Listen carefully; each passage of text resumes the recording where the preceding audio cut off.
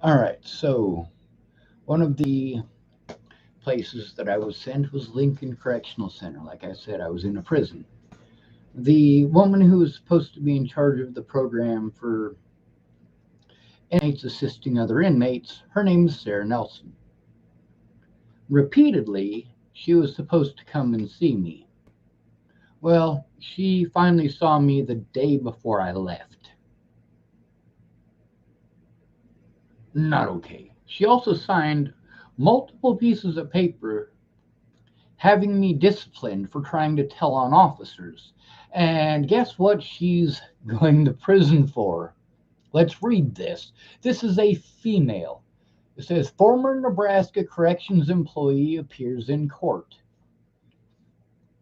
The day after Nebraska State Patrol troopers led a longtime corrections employee off the property, an assistant warden went from working at a state prison to becoming an inmate at the Lancaster County Jail.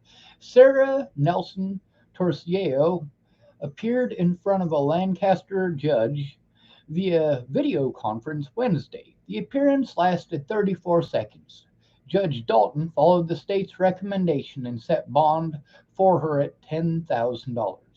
The high level supervisor of what used to be called Diagnostic and Evaluation Center in Lincoln left the facility Tuesday afternoon in handcuffs. The 46-year-old was booked on suspicion of two felonies: sexual abuse of an inmate and unauthorized communication with a prisoner. Okay, that's just one. A female, by the way. You claim that females cannot be predators. And then, of course, now we do want to copy and, of course, boom, paste. There you go. There's a link to that one. Then there's, of course, Michelle Quinn. Let's post this one up. Blam. Copy. Paste. Blam. There you go. That's two links. Now, there's a lot more officers involved in these cases. Now, mind you, got a lot of paperwork, a lot of it, and much of it has Sarah Nelson's name on it, not just hers. She was supposed to be nice. She was supposed to be helpful. She was supposed to care about inmates. There's more. Now, I have to look up the other lady's name. There's another lady who worked there who was one of my bullies. Extremely cruel bitch. Now, she also got in trouble for having sex with inmates. And of course, when I go through the paperwork, I'll have to post it in the links below. This is not okay. Not okay. So, you guys want to pretend like I'm making this stuff up. Now, of course, I haven't gotten to even get started on the felonies committed while I was in the prison, on the fact that these supervisors make every excuse for the criminal acts of those under them. Obviously, she's having sexual contact with prisoners, which, by the way, even if the prisoner consents, they can't consent. It is against the law for them to consent. Therefore, no matter what, it is sexual assault. No matter what. Kind of like just because a 12-year-old tells you that she thinks that it's okay for a 80-year-old man to have sex with her, no, it's still sexual assault.